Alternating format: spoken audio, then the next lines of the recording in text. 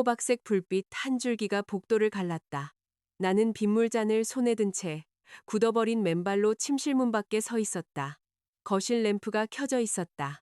그 불빛 아래 6개월 전 내가 신세계 백화점에서 함께 골라줬던 샴페인색 실크 슬립을 민지가 입고 있었다. 그날 탈의실 거울 앞에서 빙그르르 돌며 웃던 그녀의 모습이 떠올랐다. 이건 날 위한 거야. 이제 남자들 좋으라고 옷 입는 건 끝났어. 하지만 지금 그녀는 우리 집 소파 구석에 몸을 말고 내 남편 지훈의 어깨에 머리를 기대고 지훈의 손은 민지의 허리에 놓여 있었다. 근처도 아니고 담요 아래 우연히 깔린 것도 아닌 정확히 그 위에. 그의 손가락이 실크 위를 한번 느리고 무심하게 쓸었다. 마치 생각에 잠겼을 때 가죽 스티어링 휠을 쓰다듬는 그의 버릇 그대로였다. 민지의 목소리는 부드럽고 숨결이 섞여 나왔다. 오빠는 날 이해해주는구나, 지훈 민준 씨가 오빠 반만이라도 참을성이 있었으면 내가 맨날 미쳐버릴 것 같진 않을 텐데. 지훈이 나지막이 웃었다. 그 웃음소리가 바늘처럼 내 갈비뼈를 찌르고 지나갔다. 나는 등이 벽에 닿을 때까지 뒷걸음질 쳤다. 머리 위에서는 에어컨이 윙윙거리며 내 숨소리를 덮어주었다. 유리잔의 가장자리가 손바닥을 파고들 때까지 잔을 꽉 쥐었다. 민지는 12년 된 내 가장 친한 친구였다. 우리는 연세대학교 1학년 첫날 기숙사에서 만났다. 바퀴 하나가 고장난 캐리어를 끌고 방으로 들이닥친 그녀는 숨도 쉬지 않고 외쳤다. 안녕, 난 민지야. 스트레스 받으면 코 고는데 벌써 공용 샤워실이 싫어 죽겠어. 그녀는 보조개가 있었고 기숙사 한 층을 다 밝힐 만큼의 에너지를 가지고 있었다. 나는 그녀가 부모님의 이혼을 견뎌내도록 도왔다. 그녀는 한 해 여름을 우리 엄마 집 소파에서 잤다. 그녀가 회사에서 잘렸을 땐 이력서를 다시 써주었고 이사할 땐 3층까지 짐 상자 6개를 날랐으며 셀 수 없이 많은 이별 뒤풀이에 함께 앉아주었다. 그녀의 인생이 무너질 때마다 나는 똑같은 말을 해주었다. 넌 혼자가 아니야. 내가 있잖아. 그날 오후 3시, 그녀는 붉어진 눈으로 롤링 캐리어를 끌고 서울 한남동에 있는 내 아파트 앞에 나타났다. 민준 씨랑 인생 최악으로 싸웠어. 오늘 밤엔 들어오지 말래. 나는 그녀의 말이 끝나기도 전에 안으로 끌어당겼다. 손님방과 새 수건, 내 새 슬리퍼, 그리고 손님용으로 아껴두었던 비싼 차를 내주었다. 그녀는 나를 껴안으며 속삭였다. 서연아, 넌 나한테 너무 과분한 친구야. 지훈은 자기 어머니 댁에서 자겠다고 했다. 나는 말도 안 된다며 내가 민지 옆에서 자면서 돌봐줄 테니 그는 서재에서 자라고 했다. 하지만 민지는 혼자 방을 쓰고 싶다고 고집했다. 아무래도 그녀는 내 남편과 단둘이 있고 싶었던 모양이다. 나는 복도에서 걸어 나와 일부러 식탁 위에 유리잔을 내려놓았다. 돌 식탁에 유리가 부딪히는 날카로운 소리에 두 사람은 용수철처럼 튀어올랐다. 민지는 소파 담요를 가슴팍으로 잡아당겼고 지우는 너무 빨리 일어서다 무릎을 커피 테이블에 찧었다. 서연아, 그의 목을 대가 움직였다. 왜 안 자고 있어? 나는 부엌으로 건너가 잔에 물을 채웠다. 목말라서. 민지가 먼저 정신을 차렸다. 언제나 그랬다. 잠이 안 와서 밝게 나와보니 지훈 오빠도 깨어 있더라고. 그냥 민준 씨 얘기하고 있었어. 그녀가 밝게 말했다. 지훈은 바닥을 쳐다보고 있었다. 그래, 내가 말했다. 그는 서재 쪽으로 물러섰다.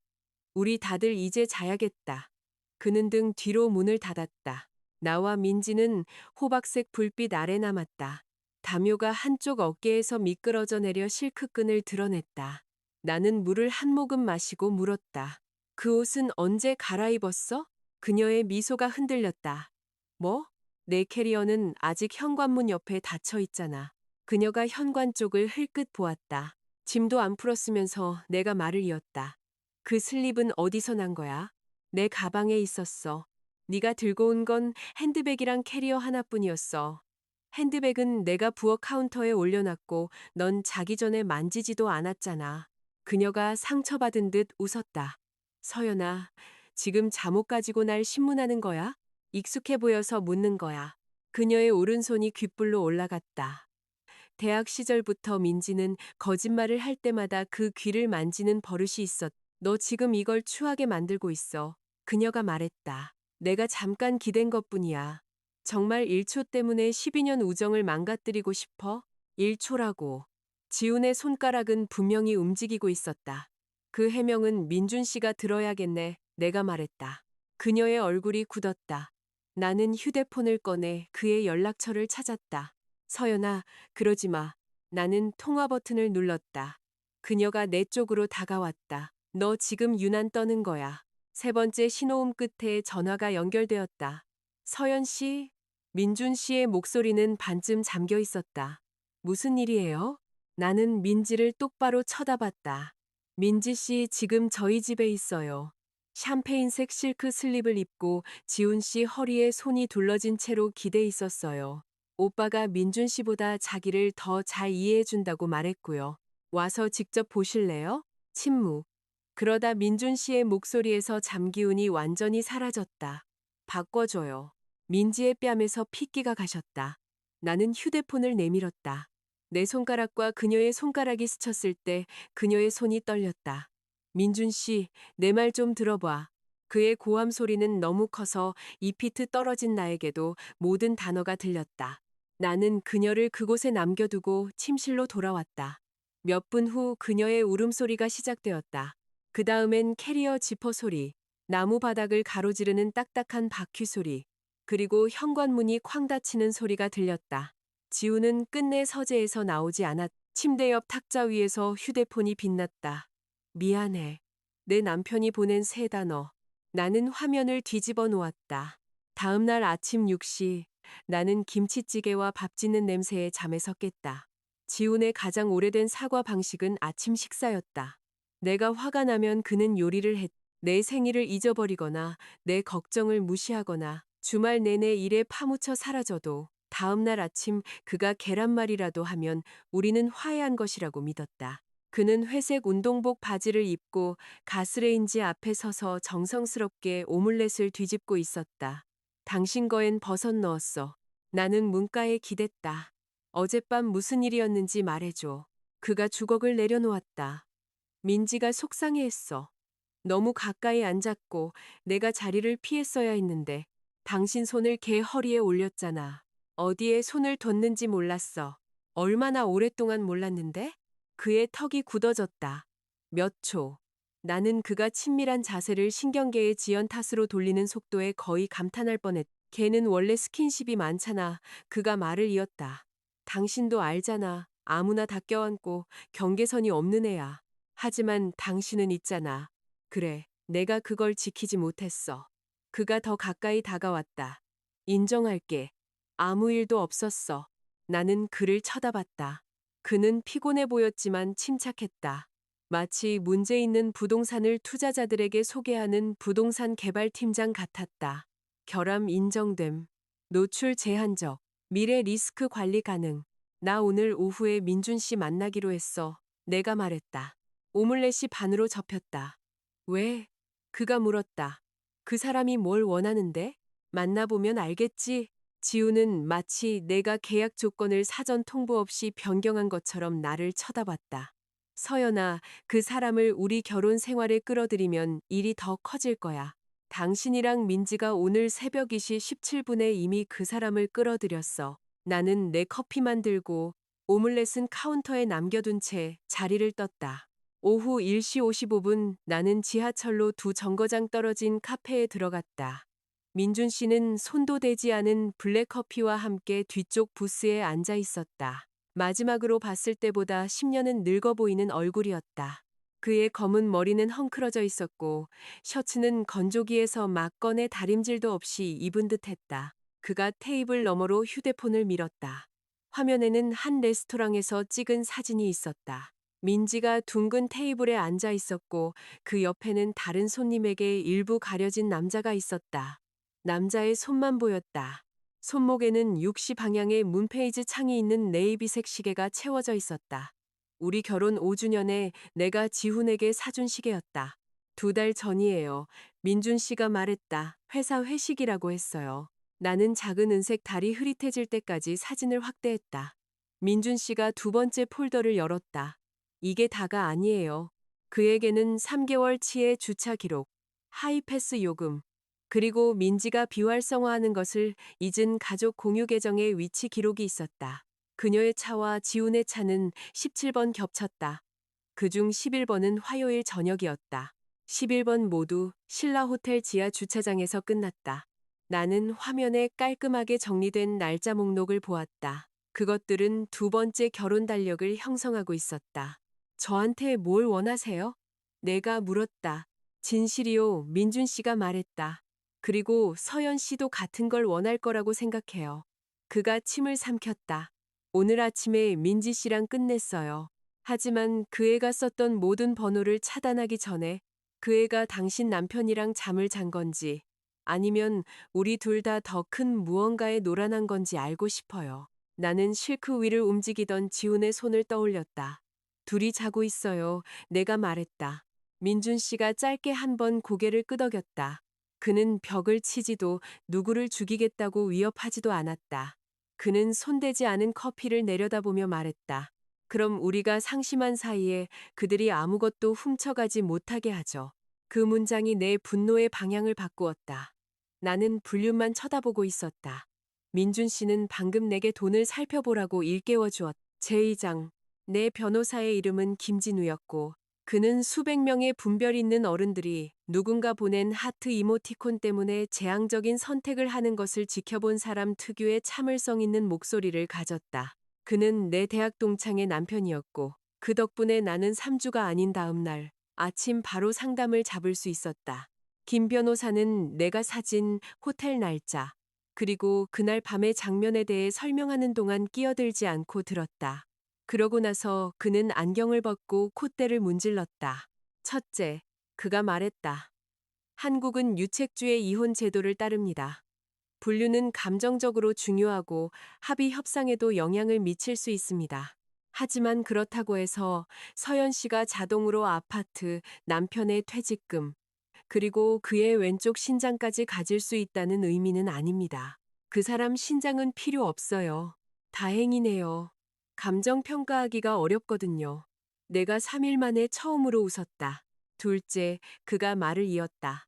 불륜과 재산 탕진은 별개의 문제입니다. 만약 부부 공동 재산으로 호텔비, 선물, 여행비 혹은 두 집 살림 비용을 댔다면 그 돈을 추적해야 합니다. 만약 서연 씨 동의 없이 자산을 빼돌리거나 공동 소유 재산의 담보대출을 받았다면 즉시 조치를 취해야 합니다. 그랬는지 아닌지 모르겠어요. 그럼 합법적으로 알아내야죠. 김 변호사가 손가락 하나를 들었다. 비밀번호 추측 금지, 개인 업무 시스템 접속 금지, 민지 시인 척하기 금지, 법이 금지하는 상황에서 대화 녹음 금지. 서연 씨는 제게 공공기록, 공동계좌 내역서, 본인 앞으로 온 우편물, 그리고 이미 접근 권한이 있는 문서만 주시면 됩니다. 나머지는 제가 처리하겠습니다. 나는 고개를 끄덕였다. 그가 노란색 리갈 패드를 건넸다. 지루한 것부터 시작하세요. 립스틱 자국보다 지루한 것들이 더 많은 불륜을 망가뜨리거든요. 나는 오후 내내 지루한 것들과 씨름했다. 우리 공동거래 계좌를 보니 10개월 전부터 지훈의 월 입금액이 320만 원에서 210만 원으로 줄어 있었다. 나는 그 무렵 내 월급이 올라서 그 차액을 조용히 메우고 있었기에 전혀 눈치채지 못했다. 숫자 속에 내가 무관심을 독립으로 착각했던 순간이 그대로 박제되어 있었다. 나는 거래 내역서를 다운로드하고 북선 도시개발 컨설팅 유한회사라는 컨설팅 회사로 반복적으로 이체된 내역에 표시했다. 9번의 이체, 각각 125만 원. 메모에는 전략 컨설팅이라고 적혀 있었다. 수취인 계좌는 보이지 않았지만 소송을 제기하면 김 변호사가 소환장을 발부할 수 있었다. 다음은 주택담보대출 포털이었다. 우리 한남동 아파트는 공동으로 구매했다. 원래의 주택담보대출은 예상대로 나타났다. 그 아래 2달 전에 개설된 1억 1천만 원의 새로운 주택담보대출이 있었다. 목이 메었다. 나는 문서들을 클릭했다. 대출 기관에는 내 주민등록번호, 내 운전면허증 스캔 사본, 그리고 내 이름이 적힌 전자서명이 있었다. 나는 아무것도 서명한 적이 없었다. 확인 페이지에는 두 대출자가 모두 참석한 가운데 원격 온라인 공증을 통해 대출이 완료되었다고 적혀 있었다. 두 번째, 대출자의 녹화된 이미지는 너무 흐려서 신원을 확인할 수 없었다. 해당 세션은 내가 강의 40층짜리 사무실 회의실에서 우리 회사의 분기별 구매 실적을 발표하고 있던 화요일 오전 10시 46분에 이루어졌다. 나는 문서를 다 읽기도 전에 김 변호사에게 전화했다. 아직 대출기관에는 연락하지 마세요. 그가 말했다. 포털 스크린샷을 저에게 보내주세요. 기록을 보존하고 변호사를 통해 그들의 사기 방지 부서에 통보할 겁니다. 대출금이 아직 움직이지 않았다면 동결시킬 수 있습니다.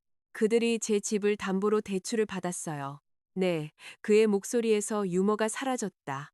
그리고 누군가 당신을 사칭했고요. 나는 지훈이 내게 사과의 계란말이를 차려주었던 식탁에 앉아 주위의 아파트를 둘러보았다. 내가 직접 단 리넨 커튼, 그가 출장 간 사이 내가 조립한 책장, 내가 바지를 키우려다 영웅적인 잎사귀 3개만 생산해낸 좁은 발코니. 그들은 내 집 안에서 나를 배신했을 뿐만 아니라 집 자체를 현금으로 바꾸려 했다. 1시간 후 김 변호사에게서 다시 전화가 왔다. 대출 기관에서 비즈니스 계좌에 아직 남아있던 400만 원을 동결시켰습니다. 그가 말했다. 이 600만 원은 이미 빠져나갔고요. 추적 중입니다. 무슨 비즈니스 계좌요? 북선 도시개발 컨설팅입니다. 매달 컨설팅 비용을 받던 바로 그 회사요. 공공 기록에 따르면 그 유한 회사는 9개월 전 3명의 멤버에 의해 설립되었다. 지훈, 민지, 그리고 박현식. 현식은 지훈의 사무실 바로 옆 건물 자산관리 회사 재무팀에서 일했. 3명의 소유주는 동등한 지분을 가졌다. 지훈이 대부분의 돈을 댔다.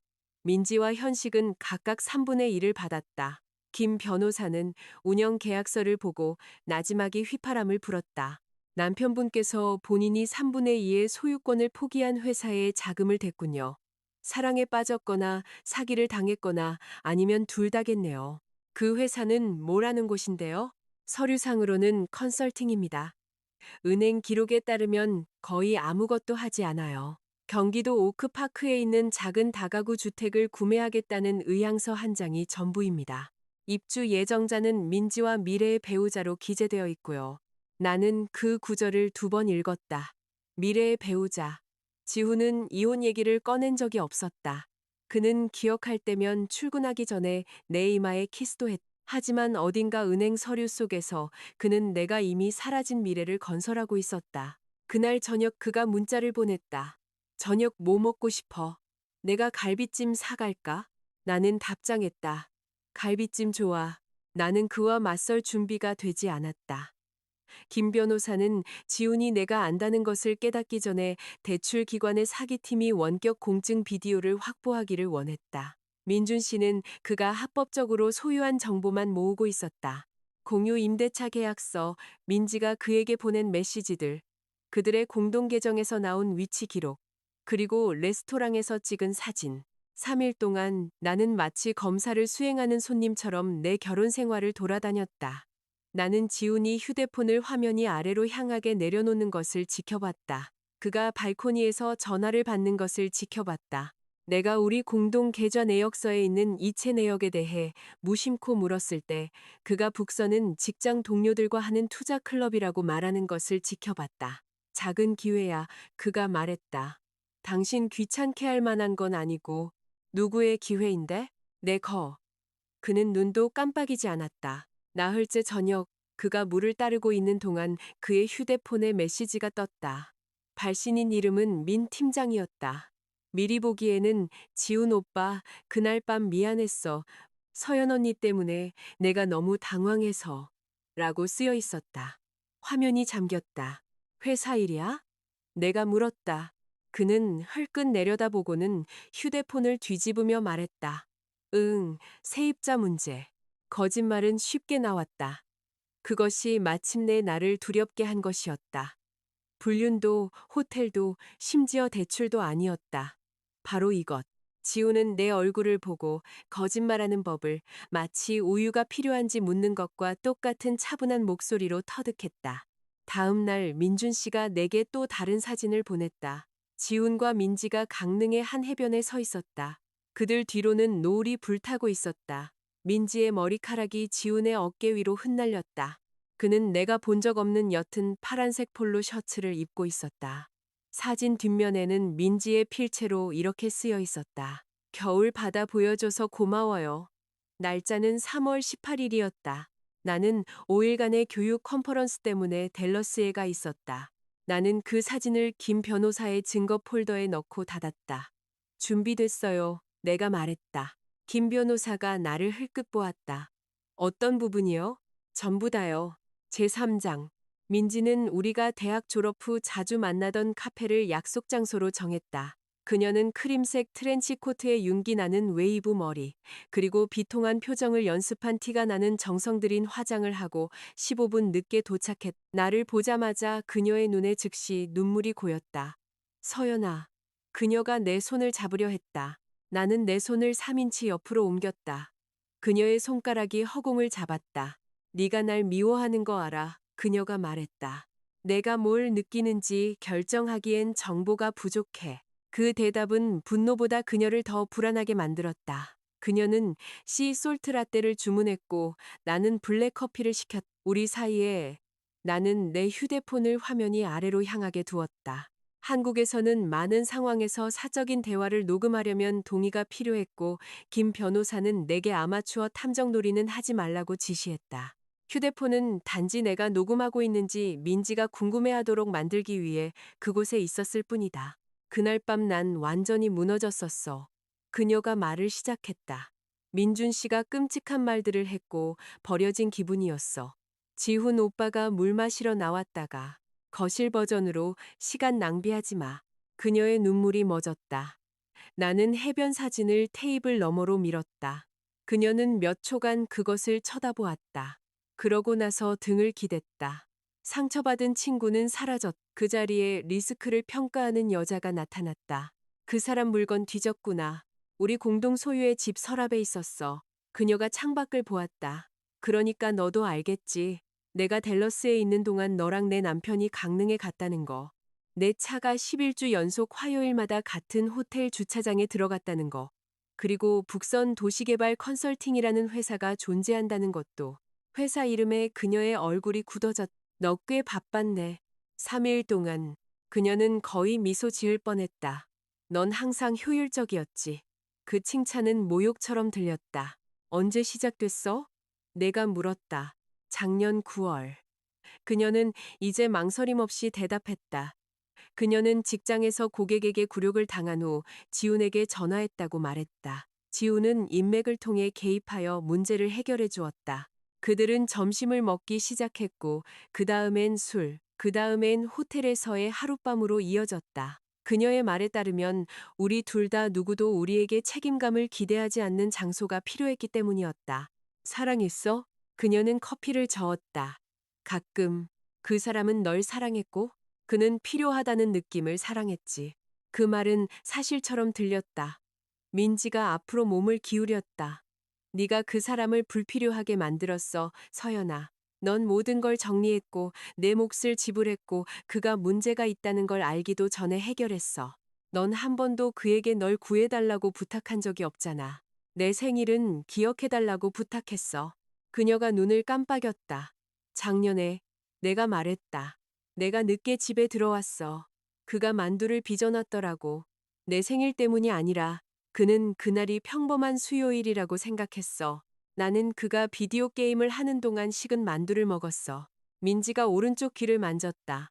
그건 몰랐네. 넌 충분히 알았어. 그녀의 손이 내려갔다. 나는 북선에 대해 물었다. 투자였어. 그녀가 말했다.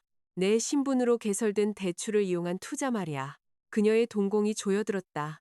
나는 김 변호사가 뭘 아는지 그녀에게 말하지 않았다. 내가 대출받은 거 아니야. 온라인 대출 심사 때 누가 나를 사칭했지? 몰라. 누가 내 운전면허증을 업로드했고? 지훈 오빠가 접근 권한이 있었어. 누가 내 이름으로 서명했지? 그녀의 입이 일자로 굳었다. 처음으로 그녀는 진심으로 두려워 보였다. 서연아, 조심해. 그녀가 말했다. 너 지금 사람들한테 범죄 혐의를 씌우고 있는 거야. 난 질문을 하고 있는 거야. 그녀는 두 손을 모았다. 북선은 현식 씨 아이디어였어. 지훈 오빠가 투자하고 싶어 했고, 난 서류 작업을 도왔을 뿐이야. 그게 다야. 왜 오크파크 다가구 주택 의향서의 입주자로 내 이름이 올라가 있어? 그녀의 평정심에 금이 갔다. 네가 은행 서류까지 봤다고? 내 변호사가. 그녀가 숨을 급히 들이마셨다. 그 순간 그녀는 이것이 더 이상 친구 사이의 다툼이 아니라는 것을 깨달았다. 난 네 아파트를 뺏을 생각은 없었어. 그녀가 말했다. 난 아파트를 뺏는다는 말은 한 적 없어. 침묵이 테이블을 삼켰다. 바리스타가 올리비아라는 사람의 주문을 외쳤다. 컵들이 달그락거렸다. 입구 근처에서 사람들이 웃었다. 민지는 라떼의 거품이 꺼지는 것을 쳐다보았다. 넌 항상 이래. 그녀가 속삭였. 내가 뭘? 마치 네가 침착해서 다른 사람들보다 우월한 것처럼 그렇게 앉아 있잖아. 그녀의 목소리가 거칠어졌다. 난 12년 동안 네가 흔들림 없이 인생을 쌓아가는 걸 지켜봤어. 좋은 직장, 좋은 아파트, 사무실로 꽃을 가져다 주는 남편. 심지어 네 어머니도 조언이 필요할 때 너한테 전화하시지. 내 인생이 망가질 때마다 넌 그 참을성 있는 얼굴로 날 보며 말했어. 괜찮아질 거라고. 진심이었어. 난 그게 싫었어. 그 고백은 조용했다. 네가 그런 말을 할 수 있다는 게 싫었어. 넌 내가 있던 곳에 한 번도 있어 본 적이 없으니까. 내 완벽한 인생이 부서지면 어떻게 되는지 보고 싶었어. 그녀는 그때 나를 보았고 그녀의 눈에는 예전의 민지는 어디에도 없었다. 지훈 오빠는 편했어. 그녀가 말을 이었다. 그는 외로웠고 난 화가 났었어. 현식 씨는 투자 계획이 있었고 일은 그냥 그렇게 벌어진 거야. 네가 선택한 거지. 그래, 내가 선택했어. 그녀가 턱을 치켜들었다. 하지만 지훈 오빠가 먼저 연락했어. 그가 호텔을 예약했고 그가 너에 대해 불평했어. 너랑 사는 게 유능한 상사에게 보고하는 기분이라고 했어. 난 여기서 잘잘못을 퍼센티지로 나누러 온 게 아니야. 그녀가 메마른 웃음을 터뜨렸다. 그거 정말 너답다. 내가 일어섰다. 민지가 내 손목을 잡았다. 잠깐만. 그녀의 손가락은 차가웠다. 민준 씨가 그 해변 사진 가지고 있어? 그녀가 물었다. 그 사람도 자기 증거가 있어. 그 사람 공격적일 수 있어. 그녀의 눈이 이번에는 진짜로 붉어졌다.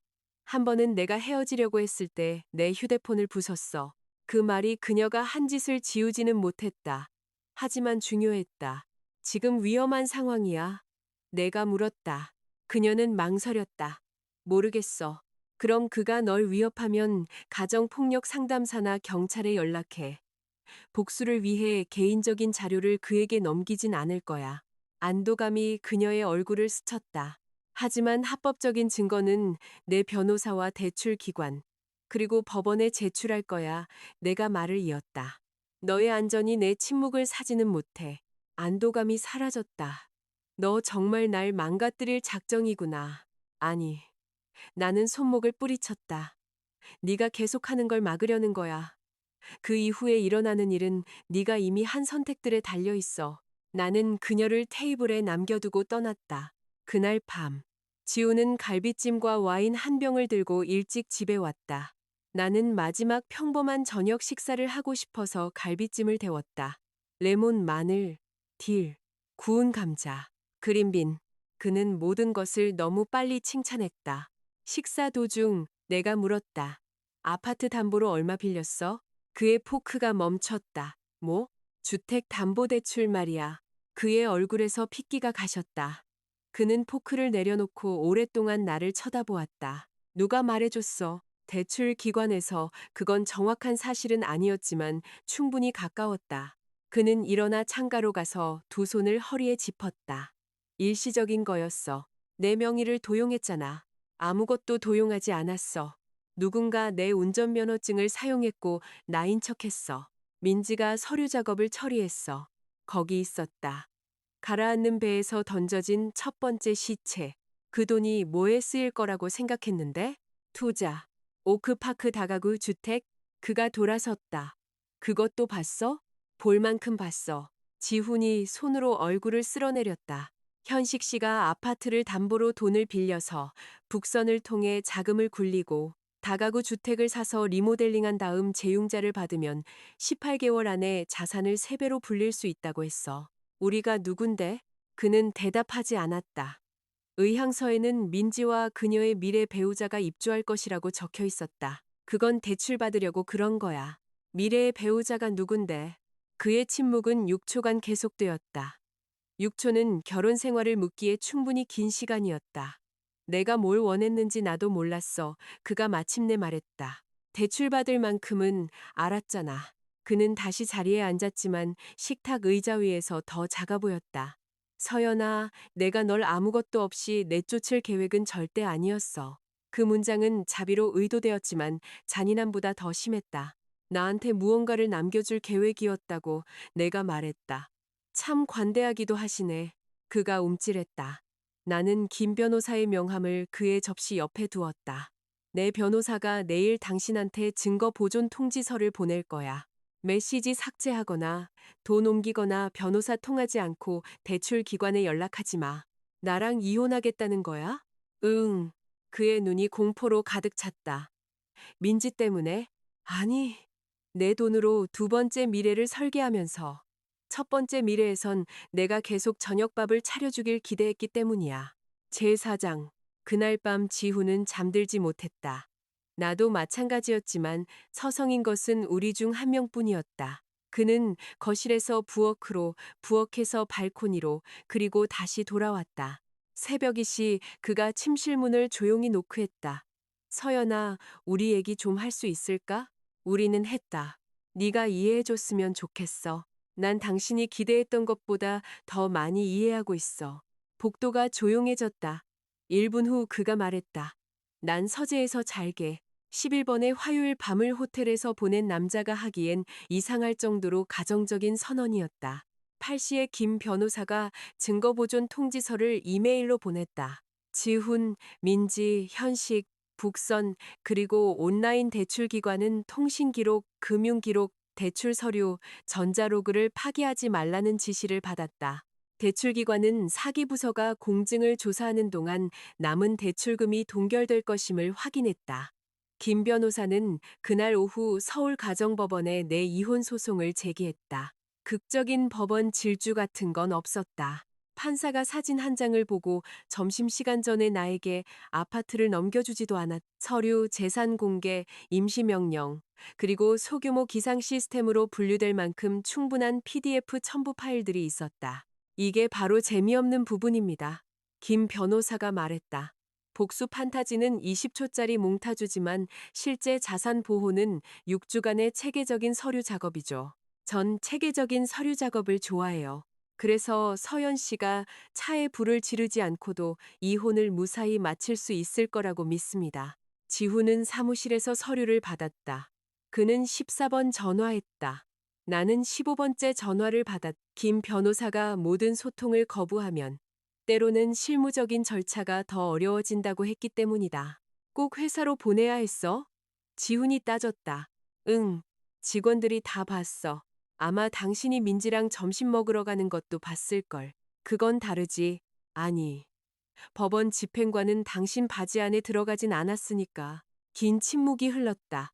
내가 그럴 만했네. 그가 결국 말했다. 당신은 변호사가 필요해. 그는 저녁 7시에 집에 돌아왔다. 식료품도 꽃도 사과도 없이. 그의 얼굴에는 사적인 선택이 공적인 공문서가 되었을 때의 충격받은 표정이 서려 있었다. 변호사 선임했어. 그가 말했다. 잘했네. 조정 이혼을 원해.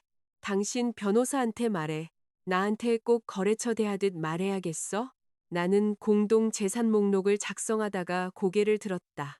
거래처는 계약서라도 있지. 당신은 날 그것보다 더 함부로 대했잖아.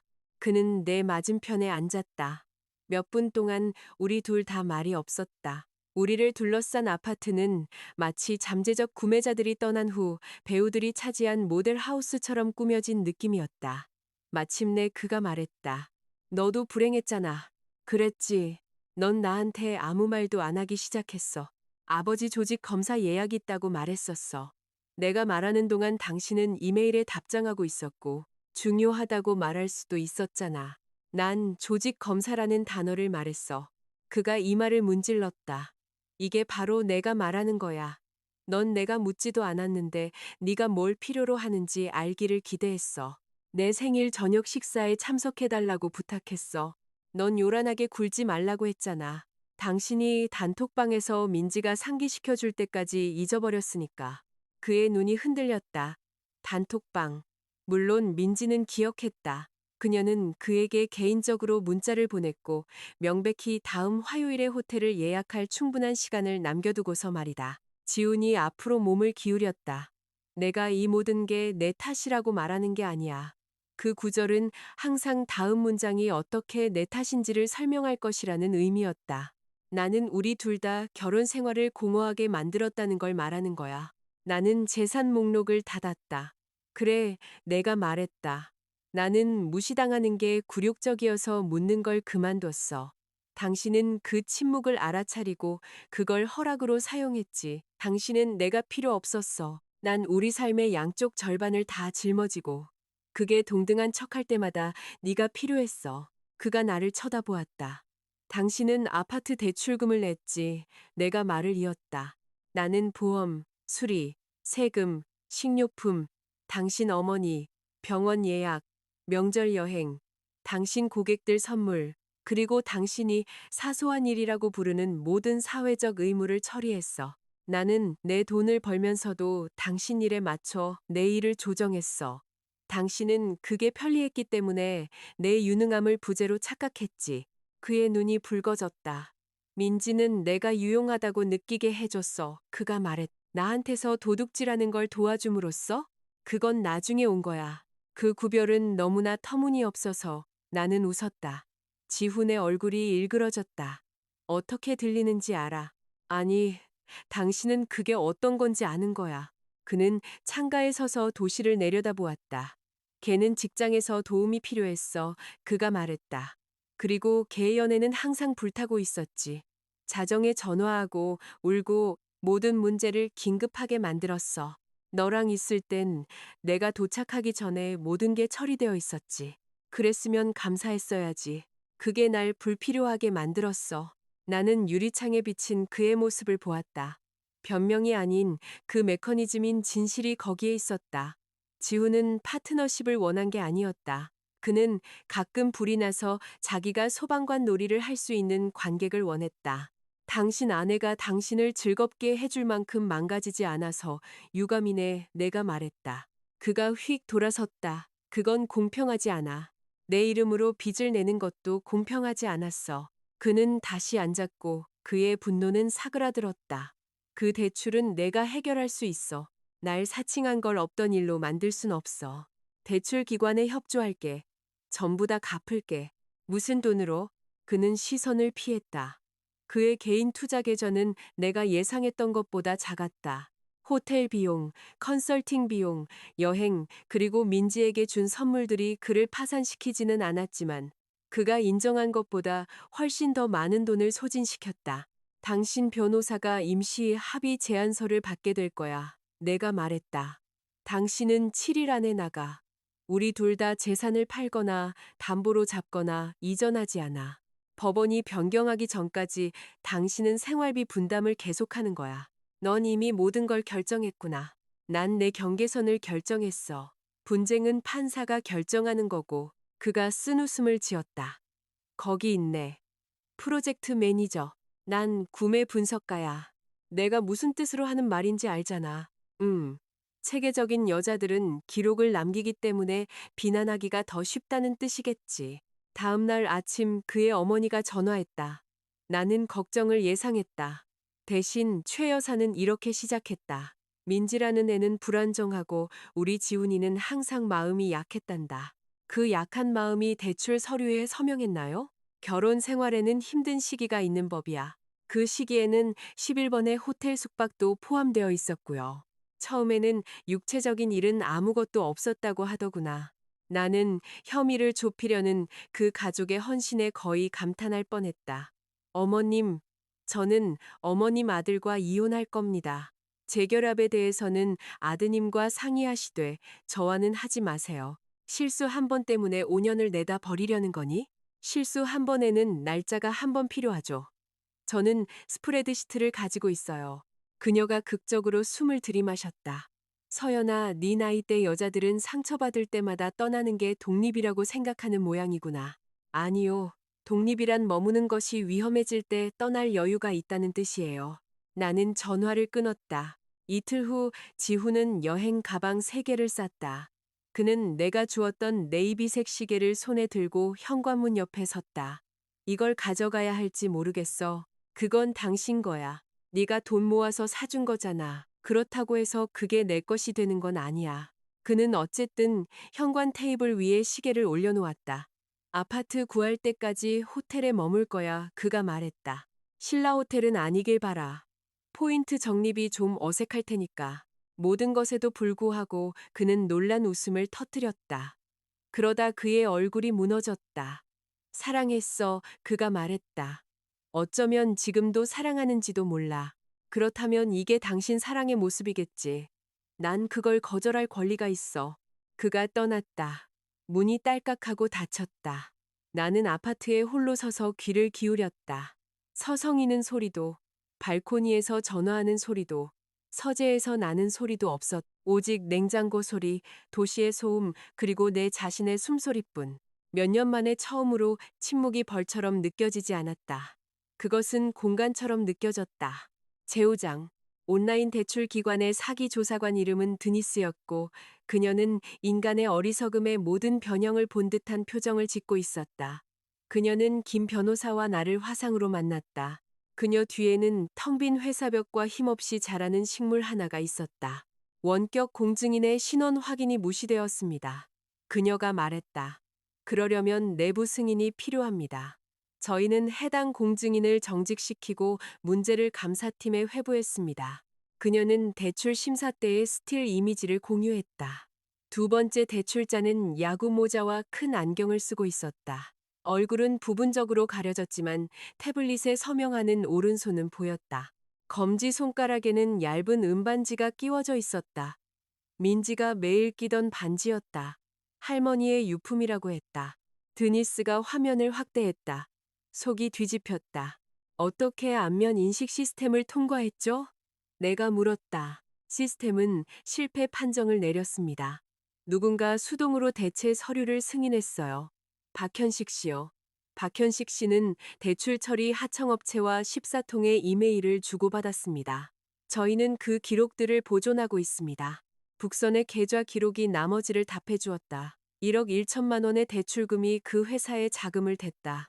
이 600만 원은 종결 비용, 컨설팅 수수료, 그리고 오크파크 다가구 주택 계약금으로 나갔. 또 다른 일. 800만 원은 지훈의 개인 저축에서 나왔다.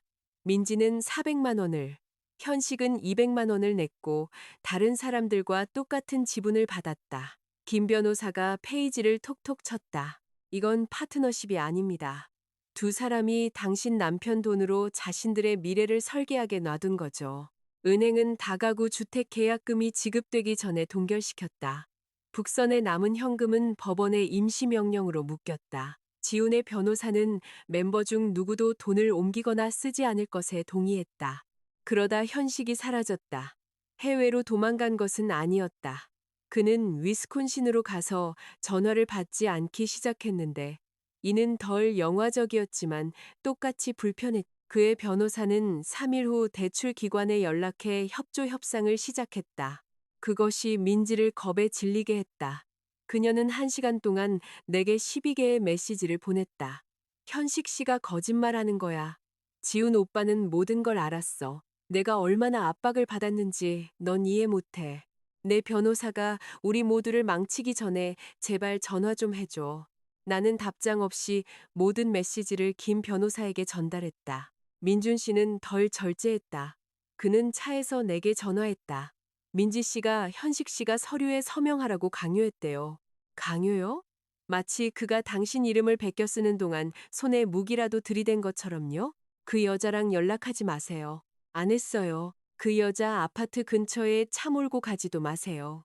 침묵. 민준 씨. 한 번 지나갔어요. 그만하세요. 지훈 씨가 거기 있는지 보고 싶었어요. 만약 있었다면요. 모르겠어요. 그게 문제예요. 그가 숨을 내쉬었다. 서연 씨 변호사처럼 말씀하시네요. 제 변호사는 체포된 적이 없어요. 그 전략을 따라하세요. 민준 씨가 자신도 모르게 웃었다. 알았어요. 집으로 갈게요. 일주일 후 우리는 김 변호사 사무실에서 조기 합의 회의에 참석했다. 이것은 형사 재판이 아니었다. 모두가 변호사 비용으로 저축을 탕진하기 전에 이혼 문제와 은행 조사를 분리하려는 자발적인 시도였다. 김 변호사가 나를 대변했고 지훈은 변호사와 함께 왔다. 민지는 변호사와 함께 화상으로 나타났다. 현식의 변호사는 서면 진술서를 보내고 참석을 거부했다. 민준 씨는 초대받지 않았다. 그가 증거를 제공했지만 김 변호사가 말했다. 이건 서연 씨의 이혼입니다. 그는 당신의 공동 원고도 보디가드도 감정 지원 영업 관리자도 아닙니다. 알아요. 그 사람한테도 그렇게 말하고 있어요. 회의실은 회색 벽과 공격적으로 중립적인 예술 작품으로 꾸며져 있었다. 지우는 넥타이 없는 흰 셔츠를 입고 내 맞은편에 앉았다. 살이 빠져 있었다. 민지는 큰 모니터 화면에 검은 뿔테 안경과 차콜색 블레이저를 입고 나타났다. 김 변호사는 재정적 사실부터 시작했다. 대출은 나에게는 무단으로 이루어졌다. 남은 대출금은 동결되었다. 대출기관은 내 이익에 반하는 거래를 취소하고 책임 당사자들을 추궁할 의향이 있었다. 북선은 해산될 것이고 다가구 주택 구매는 무산되었다. 지우는 나를 그 빚으로부터 면책시키고 그가 기여한 자금에 대한 모든 권리를 포기하는 데 동의했다. 그러자 민지의 변호사가 말했다. 제 의뢰인은 서류 준비를 도운 것은 인정하지만 고의로 서연 씨를 사칭한 것은 부인합니다. 김 변호사가 대출 심사 이미지를 띄웠다. 민지의 손이 화면에 나타났다. 그녀의 변호사가 잠시 말을 멈췄. 제 의뢰인은 이 자리에서 더 이상의 자백은 하지 않겠습니다. 현명하군요. 김 변호사가 말했다. 지훈이 모니터 쪽으로 돌아섰다. 당신이 서연이가 서명했다고 했잖아.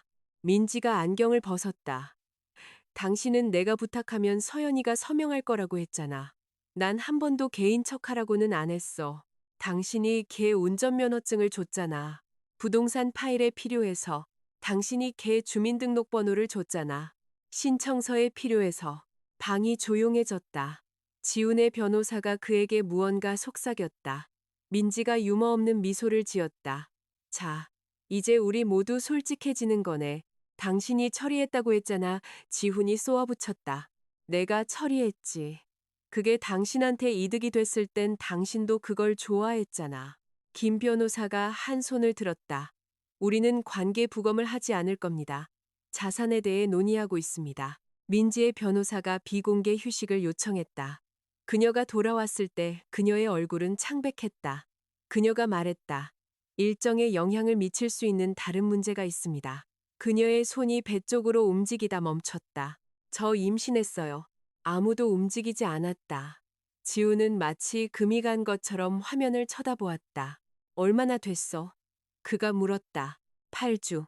불륜의 타임라인이 아무도 말하지 않았지만 방안을 떠돌았다. 지훈의 입술이 벌어졌다. 내 아이야. 민지의 턱이 치켜 올라갔다. 모르겠어. 김 변호사가 나를 쳐다보았다.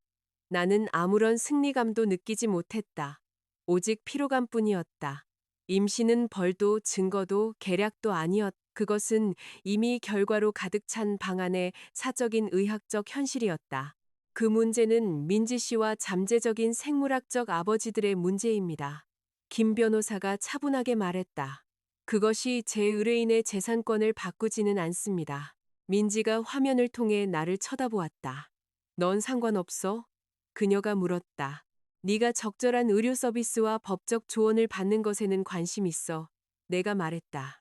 어떤 남자가 널 실망시켜서 이런 상황에 이르게 했는지는 관심 없어. 그녀의 입술이 떨렸다. 지훈이 갑자기 일어나 의자를 뒤로 넘어뜨렸다. 이건 미친 짓이야. 그의 변호사가 그에게 앉으라고 명령했다. 민지가 한 번 웃었다. 네가 특별한 줄 알았어, 지훈 오빠? 그가 얼어붙었다. 그녀는 목소리를 날카롭게 하며 말을 이었다. 네가 10개월 동안 내 상처받은 남성성을 칭찬하는 걸 즐긴 게 그게 거부할 수 없어서라고 생각했어? 현식 씨는 거래에 접근할 수 있었고, 너는 돈이 있었고, 민준 씨는 안정감이 있었어. 너희 각자는 무언가를 제공했, 난 널 사랑했어. 지훈이 말했다. 아니, 넌 서연이보다 내가 널 선택했다는 사실을 사랑했지. 그 문장은 내가 할 수 있었던 어떤 비난보다 더 강하게 밝혔다. 지훈은 의자에 주저앉았다. 회의가 끝날 때까지 그는 거의 말을 하지 않았다. 제한된 민사합의는 그를 중심으로 구체화되었다. 그는 사기성 신용대출의 법적, 재정적 부담을 지고 동결된 북선 자금의 자기 지분을 포기하며 호텔, 여행, 선물, 컨설팅 비용으로 쓴 부부 공동 재산을 변제하고 아파트의 자기 지분을 나에게 이전하되 주택담보대출 해결을 조건으로 했다. 나는 그가 수사관들과 협력 협정을 맺는 것에 반대하지 않겠지만 면책을 약속하거나 그의 역할에 대해 거짓말하지는 않을 것이었다. 민지는 모든 북선 분배금을 반환하고 회원 자격을 포기하며 대출 기관과 배상 협상을 할 것이었다. 그녀에 대한 내 소송은 불륜이 아닌 신분 도용, 사기, 공모에 초점을 맞출 것이었다. 남편 훔쳐간 걸로 날 고소할 수는 없는 거야? 그녀가 씁쓸하게 물었다. 없습니다. 김 변호사가 말했다. 사람은 재산이 아니니까요. 나는 그녀를 보았다. 그게 이번 주에 지훈에 대해 들은 말 중에 처음으로 쓸모 있는 말이네요. 심지어 그녀의 변호사도 미소를 감추었다. 민지는 작별 인사 없이 통화를 끊었다. 다른 사람들이 모두 일어선 후에도 지훈은 자리에 앉아 있었다. 서연아, 그가 말했다. 내가 잠시 멈췄. 만약 내가 외롭다고 말했더라면 이게 달라졌을까? 우리는 아마 당신이 사기를 치기 전에 이혼했을 거야. 희망이 사라졌다. 나는 그를 그의 변호사와 함께 회색방에 남겨두고 나왔다. 제6장. 형사수사는 소문보다 느리고 위안보다는 빠르게 진행되었다. 현식이 먼저 협조했다. 그는 가명의 가능성을 대가로 이메일, 계약서 초안, 음성 메모를 넘겼. 진술에 따르면 북선은 실제 투자 제안으로 시작되었다. 그러다 민지가 가장 쉬운 자금 조달원으로 내 아파트를 제안했다. 지우는 한 번 반대했. 그것이 잘못되었기 때문이 아니었다. 내가 알아챌까봐 걱정했기 때문이었다. 현식의 메모에는 민지의 대답이 기록되어 있었다. 서연 언니는 모든 걸 알아채. 사람들이 자기한테 무슨 짓을 하는지만 빼고. 김 변호사가 그의 사무실에서 그 문장을 소리내어 읽었다. 나는 그 말이 뼛속까지 느껴졌다. 민지는 나의 가장 약한 습관을 나보다 더 잘 이해하고 있었다. 나는 예산, 마감일, 병원 예약, 장보기 목록을 살폈다. 나는 내가 안전하다고 믿었던 관계를 제외한 모든 시스템에 대해 관찰력이 있었다. 원격 공증인은 현식이 신원 확인 실패를 무시하도록 돈을 줬다고 자백했다. 대출기관은 이 문제를 연방 및 주당국에 회부했다. 하룻밤 사이에 감옥에 가는 사람은 없었다. 면담, 소환장 협상된 기소가 있었다. 실제 결과는 달력 초대장으로 도착했다. 지훈의 회사는 그가 회사 인맥과 시간을 이용해 북선을 설립한 것을 알게 된 후 그를 행정휴직시켰다. 2주 후 그는 내부 조사가 끝나기 전에 사임했다. 최 여사가 다시 전화했다. 네가 걔 앞길을 막았어. 그녀가 말했다. 제가 그 사람 공증인을 고용한 게 아니에요. 그 여자가 걔를 조종해서 실수한 거야. 어머님 아들은 7살이 아니라 37살이에요. 너 기뻐하는 것 같구나. 전 끝났다는 뜻이에요. 나는 그 후 그녀의 번호를 차단했다. 지훈은 9월 말에 재산 분할 합의서에 서명했다. 아파트 지분 이전은 마법 같은 상이 아니었다. 대출 기관이 사기성 대출을 해제해야 했. 우리의 원래 주택 담보 대출은 그대로 남았다. 나는 내 이름으로 재융자를 받았고 지훈의 어머니가 계약금으로 보탰던 서류상 확인된 부분을 갚았다. 가족 돈 문제로 미래에 논쟁하고 싶지 않았기 때문이다. 지훈은 4년에 걸쳐 탕진한 부부 공동 재산을 상환하기로 동의했다. 그의 퇴직금은 적절한 법원 명령을 통해 분할되었다. 그는 자신의 차, 개인 저축, 그리고 결혼 전에 구입했던 가구를 가졌다. 그는 알몸으로 눈밭에 내쳐진 것이 아니었다. 그는 책임감 있게 떠났다. 서명하는 날 그는 김 변호사 사무실에서 나를 만났다. 그는 다시 네이비색 시계를 차고 있었다. 여행 가방에서 찾았어. 내가 쳐다보는 것을 알아채고 그가 말했다. 내가 테이블 위에 뒀었는데. 알아. 그가 손목에서 시계를 돌렸다. 팔까 생각했었어. 왜 안 팔았는데? 네가 나한테 무언가를 주기 위해 몇 달 동안 돈을 모았던 때가 있었다는 걸 상기시켜줘서. 그리고 난 사랑 대신 가격표를 받다는 것도. 나는 아무 말도 하지 않았다. 그는 모든 페이지에 서명했다. 그가 끝냈을 때 그는 펜을 내려놓고 나를 보았다. 민지가 임신 중절 수술했어. 그가 조용히 말했다. 나는 묻지 않았다. 어제 나한테 말했어. 친부가 누군지 몰라서 계속하고 싶지 않다고. 내가 검사비나 양육비를 내주겠다고 제안했어. 다시는 연락하지 말라고 하더라. 그건 걔 결정이었어. 알아. 그가 침을 삼켰다. 내 기분 상하게 하려고 말하는 거 아니야. 내 인생의 그 부분이 완전히 끝났다는 걸 말하는 거야. 우리 부분도 끝났고 그의 눈이 잠시 감겼다. 이제는 알아. 최종 이혼 심리는 1월에 화상으로 진행되었다. 판사가 합의서를 검토하고 우리 둘 중 누구도 강요받지 않았음을 확인한 후 결혼이 회복 불가능하게 파탄 났는지 물었다. 네, 내가 말했다. 지우는 1초도 안 되어 망설이다 말했다. 네, 판사는 판결을 내렸다. 5년의 결혼 생활이 내 노트북 화면 속 사각형 안에서 끝났다. 김 변호사의 고양이가 양말을 물고 그 뒤를 지나가는 동안 말이다. 나는 고양이가 사라지는 것을 보며 우주가 참 이상한 연출 감각을 가졌다고 생각했다. 심리가 끝나자 나는 노트북을 닫았다. 음악도 샴페인도 극적인 쓰러짐도 없었다. 나는 토마토 수프를 만들었다. 20분 후 어머니가 빵을 들고 도착했다. 내가 보낸 문자를 아래층에서 기다리지 않은 척하면서 살이 빠졌구나 어머니가 말했다. 내가 다시 찌워줄게. 그녀는 나를 한번 꽉 껴안고는 묻지도 않고 도마를 씻었다. 그날 오후 나는 아파트를 매물로 내놓았다. 계속 살 수도 있었다. 월세는 감당할 만했고 전망은 아름다웠다. 하지만 모든 방에는 접근을 소유권으로 착각하는 사람들에게 너무 많은 시간을 맞춰주며 보냈던 내 모습이 담겨 있었다. 첫 번째 진지한 구매자는 신혼부부였다. 아내가 발코니에 서서 말했다. 여기서 허브를 키울 수 있겠어요? 나는 화분에서 죽어버린 내 영웅적인 바질 잎사귀 3개를 보았다. 그럴 수 있을 거예요. 내가 말했다. 저보다 깊은 화분을 쓰세요. 그들은 그 주에 제안을 했다. 거래가 끝난 후 나는 좋은 채광과 넓은 부엌 카운터, 그리고 부동산 개발업자가 베이킹이 비효율적인 취미라고 설명할 장소가 없는 연남동의 작은 아파트로 이사했다. 나는 카페를 접는 한 여성에게서 중고 컨벡션 오븐을 샀다. 그녀는 수건으로 스테인리스 스틸을 닦으며 말했다. 기계는 완벽하게 작동해요. 제 사업 파트너가 그렇지 않았지만 저는 파트너를 피하고 있어요. 훌륭한 본능이네요. 그녀는 베이킹 시트 3개와 함께 장부 정리가 기본적으로 상식이라고 말하는 사람은 절대 믿지 말라는 경고를 덤으로 주었다. 나는 내 홈 베이커리에 달달 공방이라는 이름을 붙였다. 어머니가 하시던 농담에서 따온 이름이었다. 내가 레시피에서 설탕을 줄일 때마다 어머니는 내가 빵보다 3도 더 단 디저트를 만든다고 타박하셨다. 내 첫 메뉴는 브라운버터 초콜릿 칩 쿠키, 씨솔트 캐러멜 쇼트브레드, 레몬바, 그리고 흑임자 브라운이었다. 민준 씨가 첫 번째 기업 주문을 했다. 그는 주택개발회사의 지역 영업 관리자로 승진했다. 그의 팀은 매달 신규 주택 소유자들을 위한 행사를 주최했다. 선물 상자 400개요. 그가 저녁 식사 자리에서 말했다. 예산은 개당 35영원입니다.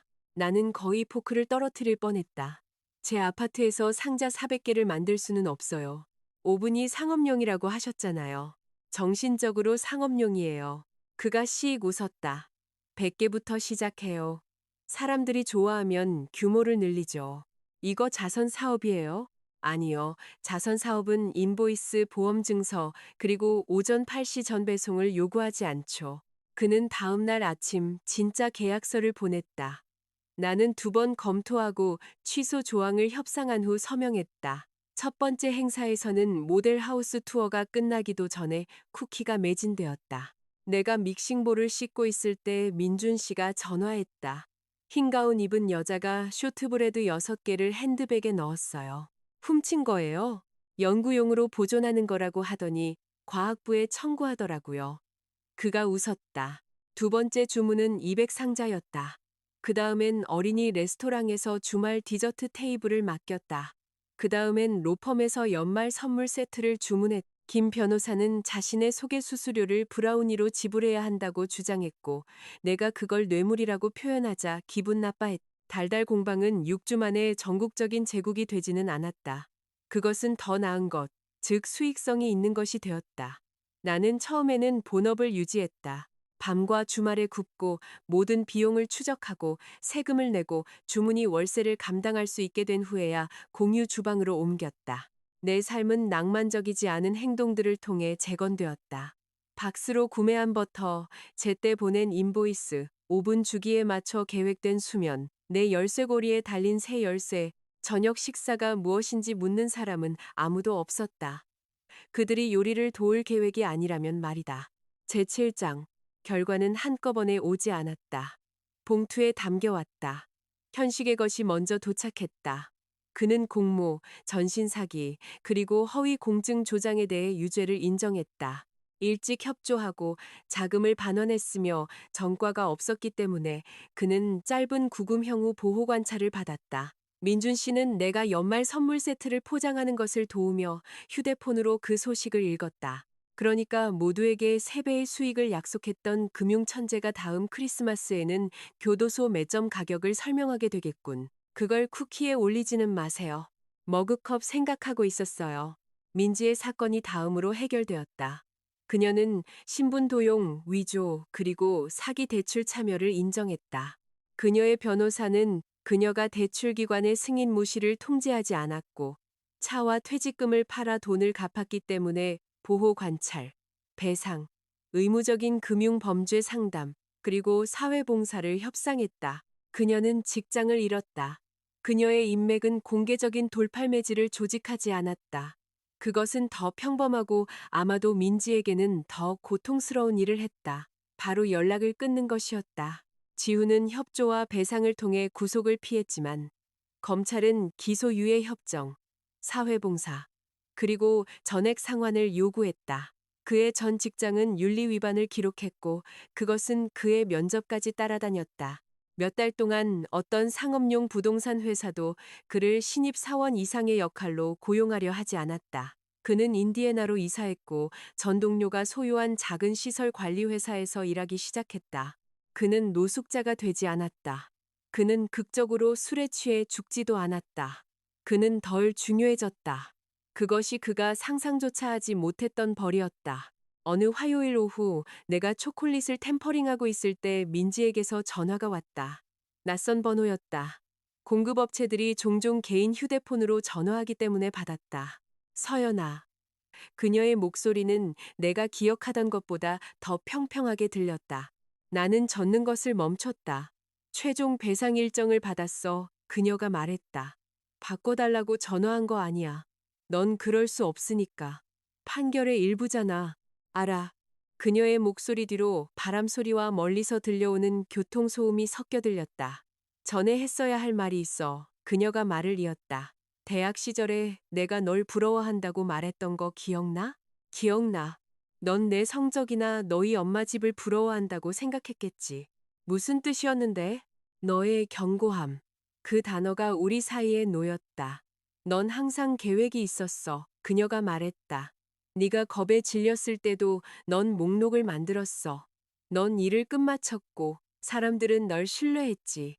내 인생이 폭발할 때마다 난 너한테 갔고 넌 내가 그걸 다시 수습하는 걸 도와줬어.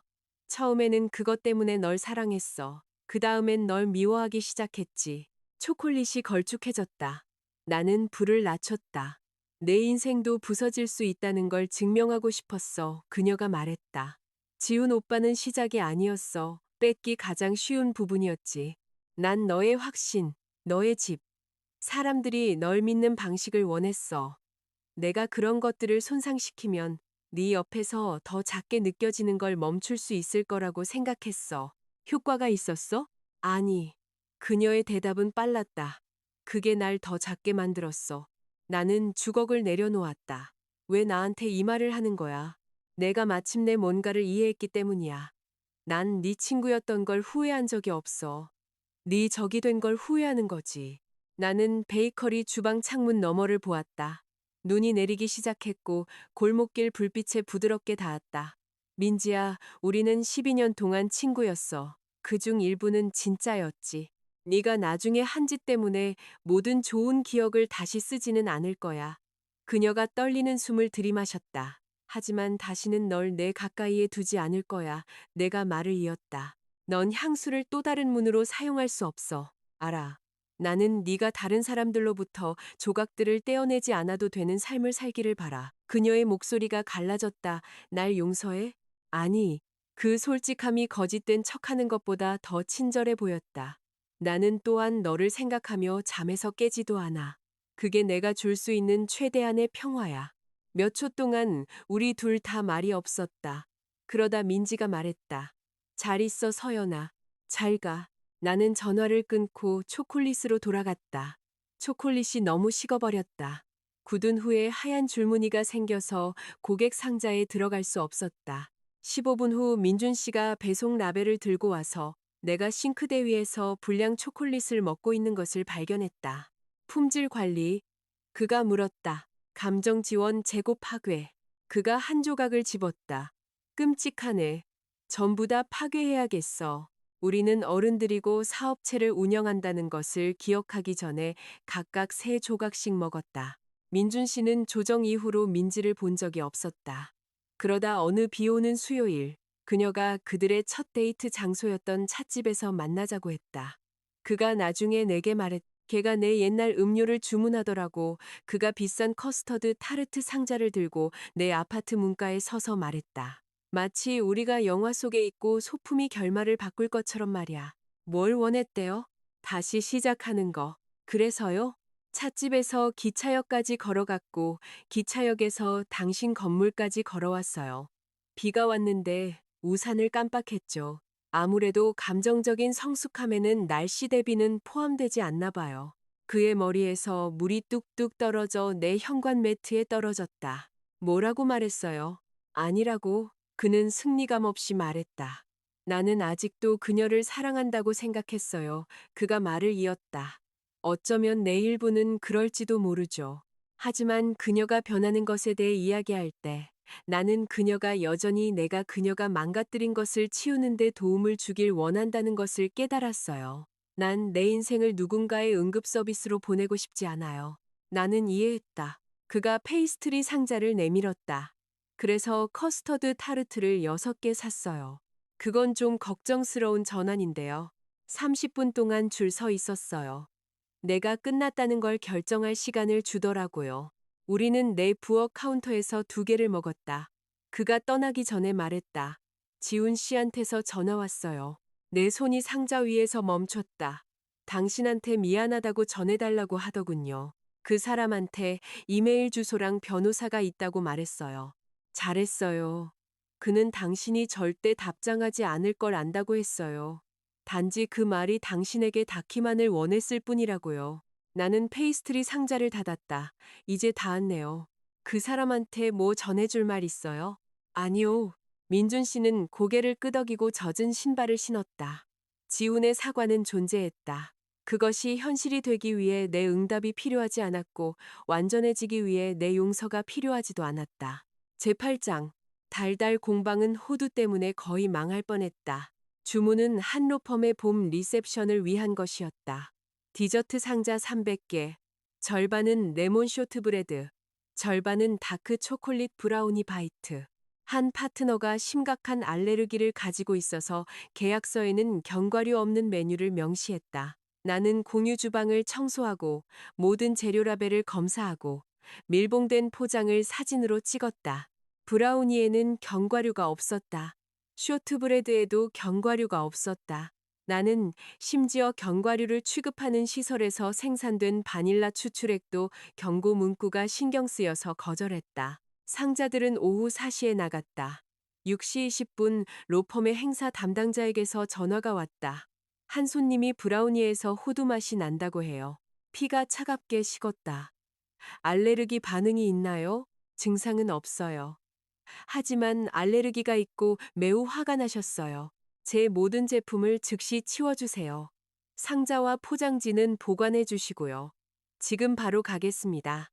나는 공유 주방 매니저, 내 보험사, 그리고 저녁을 같이 먹기로 약속했던 민준 씨에게 전화했다. 약속 취소해야겠어요. 내가 그에게 말했다. 도움 필요해요? 아무한테도 전화해서 해결해 달라고 하지 않는 게 도움이 돼요. 알겠어요. 짐 들어줄 사람 필요해요? 네. 그것이 구조와 지원의 차이였다.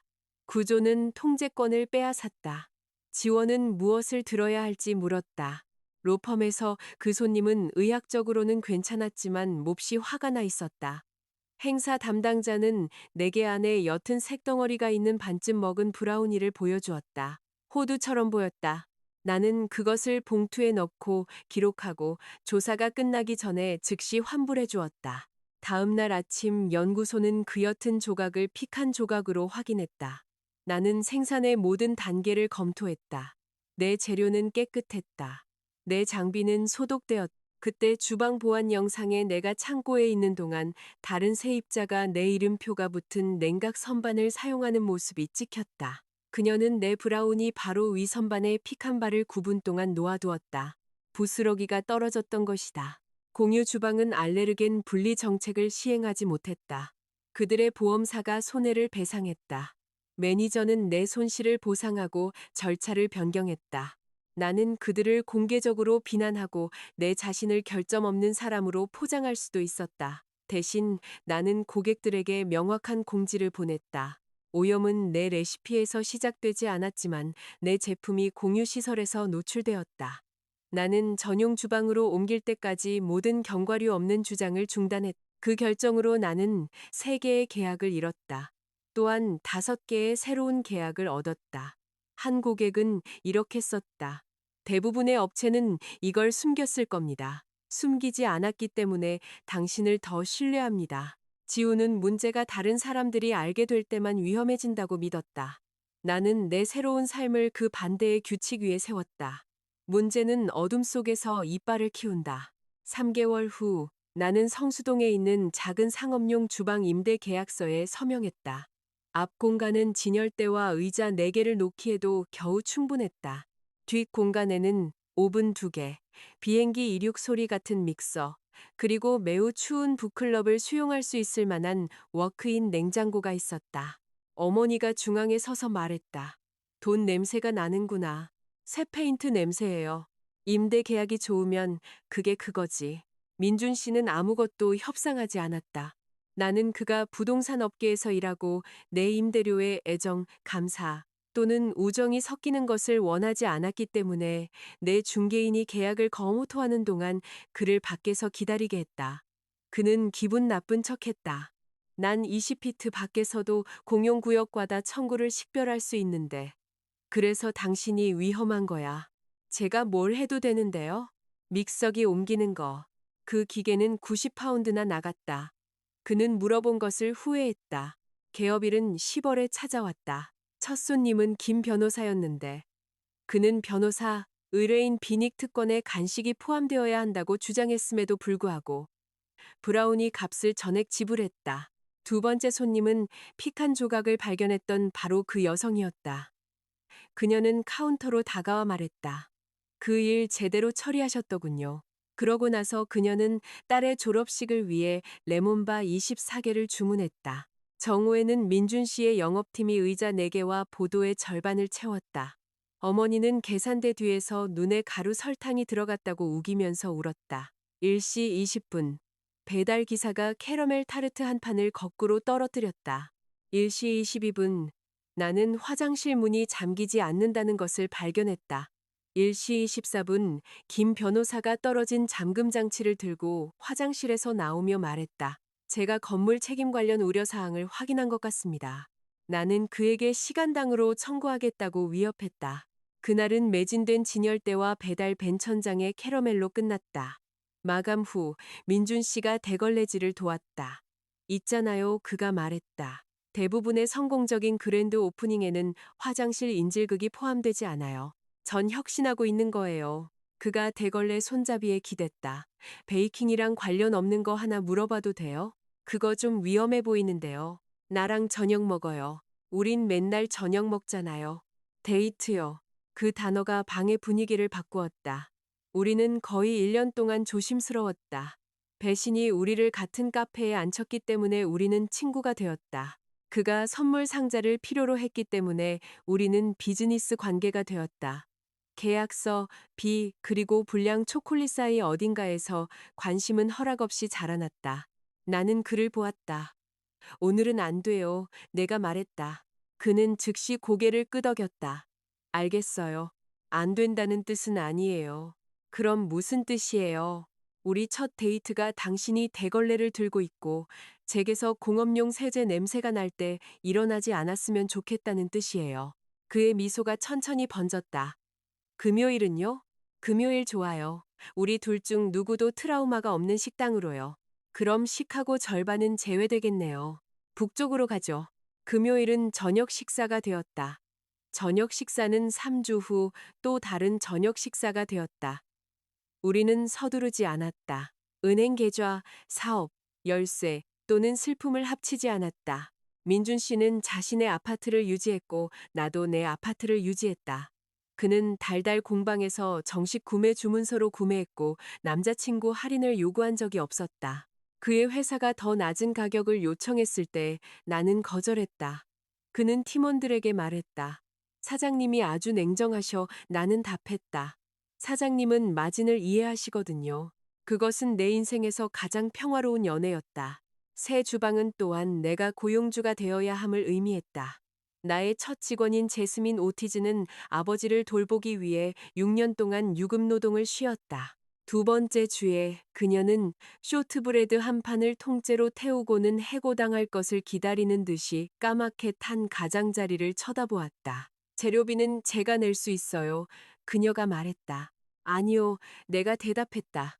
무슨 일이 있었는지 기록하고 타이머를 조절하고 다음 판을 만들면 돼요. 그녀는 의심스러운 표정을 지었다. 그게 다예요? 그걸로 충분해요.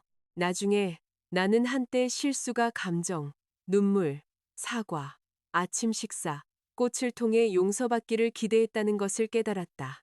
베이커리에서는 용서보다 수리가 더 중요했다. 타버린 쟁반은 수정된 절차가 되었다.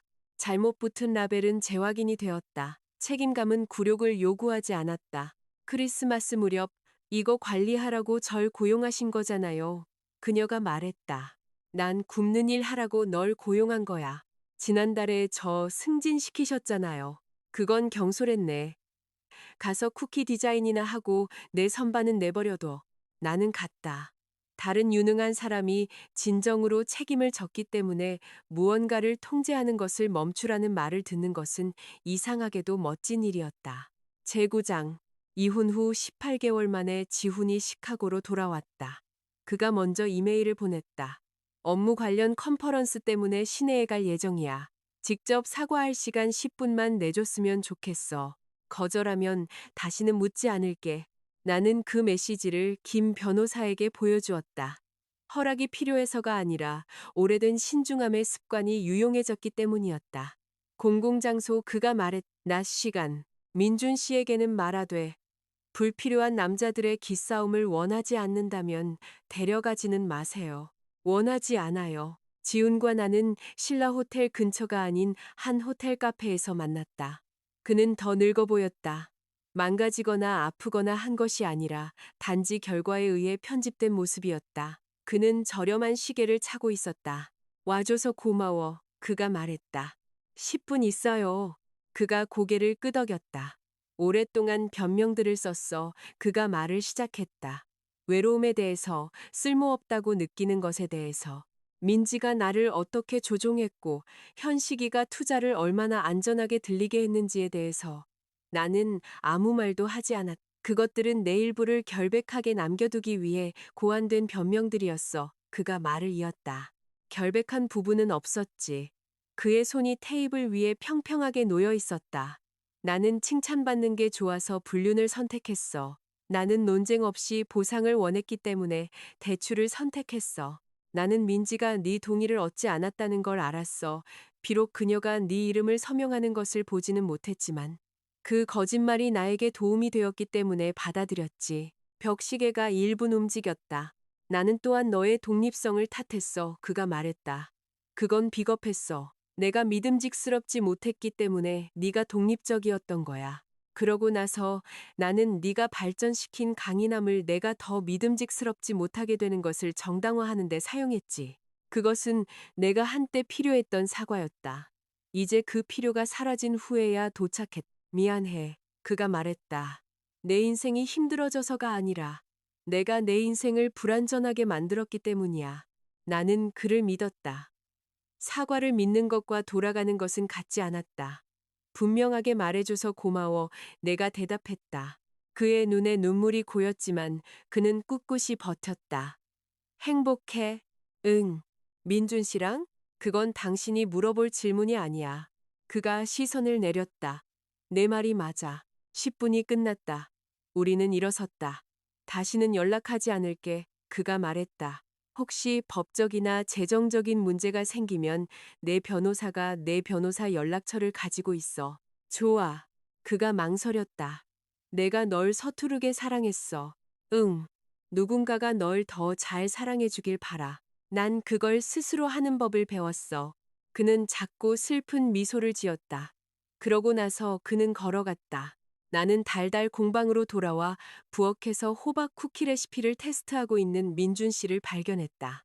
그는 권장량의 2배나 되는 정향을 넣었. 첫 입은 크리스마스에게 강도당하는 맛이었다. 어떻게 됐어요? 그가 물었다. 사과했어요. 제대로요? 네. 기분은 어때요? 나는 그 질문을 생각해 보았다. 누군가 9년 늦게 도서관 책을 반납한 기분이에요. 돌아와서 기쁘긴 한데 더 이상 필요는 없죠. 민준 씨는 고개를 끄덕였다. 그는 내가 울었는지 혹은 지훈이 나를 되찾고 싶어 했는지 묻지 않았다.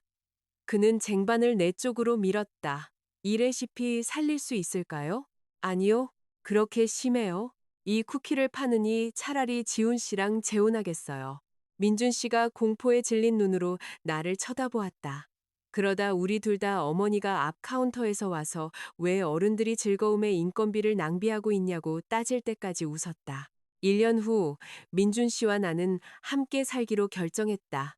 우리는 로맨스 소설가들을 실망시킬 만큼 충분한 서류 작업을 거치며 천천히 진행했다. 우리는 별도의 사업체를 유지했다. 그는 달달 공방에 지분이 없었고 나는 그의 영업 수수료나 퇴직금에 관심이 없었다. 공동 생활비는 소득에 비례했다. 가사 노동은 화이트보드에 적었다. 사랑이 저절로 화장실을 청소해주지는 않으니까. 그가 청혼했을 때 그는 디저트에 반지를 숨기지 않았다. 그는 내가 그것을 식품 안전 위반으로 간주할 것을 알았다. 그는 마감 후 내 부엌에서 한 손에는 반지를, 다른 한 손에는 혼전 계약서 초안을 들고 청혼했다. 어느 게 당신한테 더 로맨틱한지 알아요. 그가 말했다. 계약서요. 그럴 줄 알았어요. 나는 즉시 대답하지 않았다. 우리는 2개월 동안 재정, 가족의 기대, 돌봄, 사업 경계, 그리고 우리 중 누구라도 떠나고 싶을 때 어떻게 할 것인지에 대해 검토했다. 사람들은 이게 비낭만적이라고 할 거예요. 민준 씨가 각자의 변호사와 한 번의 회의를 마친 후 말했다. 사람들은 주립 박람회에서 캐러멜 팝콘이 채소라고도 해요. 일리가 있네요. 우리는 다음 해봄 베이커리 안뜰에서 작은 결혼식을 올렸다. 김 변호사는 방명록에 서명하고 이렇게 썼다. 마침내 적절한 정보 공개가 이루어진 거래. 어머니는 이번에는 대놓고 우셨고 아무것도 부인하지 않으셨다. 영원히 마법 주문인 것처럼 영원을 약속하는 사람은 아무도 없었다. 우리는 편안함보다 정직을, 가정보다 동의를, 그리고 서로를 선택하면서도 우리 자신으로 남을 자유를 약속했다. 그것은 내 첫 결혼식보다 덜 시적이었다. 그것은 더 진실했다. 함께 사는 것이 우리를 성인으로 만들지는 않았다. 결혼 후 6개월 민준 씨는 일주일에 3밤을 출장 가야 하는 지역 업무를 맡았다. 동시에 한 호텔 체인에서 달달 공방 역사상 가장 큰 주문을 했다. 우리 둘 다 괜찮아라고 대답하기 시작했지만 속으로는 내가 지금 점수 매기고 있어라는 의미였다. 논쟁은 마침내 믹싱볼이 가득한 싱크대 위에서 터졌다. 당신이 저거 씻는다고 했잖아요. 내가 그에게 말했다. 당신은 8시까지 집에 온다고 했잖아. 생산에 문제가 있었어요. 난 고객 긴급 상황이 있었고, 우리는 각자 정당한 이유를 무기처럼 들고 부엌에 서 있었다. 위험한 순간 나는 오래된 반사신경이 솟아오르는 것을 느꼈다. 혼자 처리해, 묻는 걸 그만둬, 실망감을 영원히 기억해. 대신 나는 말했다. 나 또다시 유능함 속에 사라지기 시작하고 있어요. 민준 씨가 조용해졌다. 그러자 그가 말했다. 그리고 나는 돈을 더 버는 것이 부재를 변명해 준다고 믿기 시작하고 있어요. 어떤 문장도 그릇들을 해결해 주지는 못했다. 하지만 그것들은 싸움이 인격에 대한 재판이 되는 것을 막았다. 우리는 출장 일정을 조정하고 주말 청소 도우미를 고용하고 건물이 실제로 불타지 않는 한 어떤 사업도 우리를 주장할 수 없는 저녁 2번을 확보했다. 첫 번째 보호된 저녁. 우리는 식탁이 포장 샘플로 덮여 있어서 바닥에서 배달 음식을 먹었다. 화려하지는 않았다. 하지만 패턴을 식별하는 것이 그것에 굴복하는 것을 의미하지 않는 내가 알던 첫 번째 관계이기도 했다. 에필로그. 고용 프로그램은 르네라는 여성이 어느 1월 아침 베이커리에 들어와 설거지할 사람이 필요한지 물었기 때문에 시작되었다. 그녀는 여행 가방 2개, 아이 1명, 그리고 8년 전에 끝난 이력서를 가지고 경제적으로 학대적인 결혼 생활을 떠났다. 나는 거의 거절할 뻔했다. 직원은 충분했고 동정심은 급여 전략이 아니었다. 그러다 나는 그녀가 결혼 전에 무슨 일을 했는지 물었다. 재고 관리요. 그녀가 말했다. 의료용품이요. 10분도 안 되어 그녀는 우리 재고 순환이 돈을 낭비하는 세 군데를 지적했다. 나는 그녀를 파트타임으로 고용했다.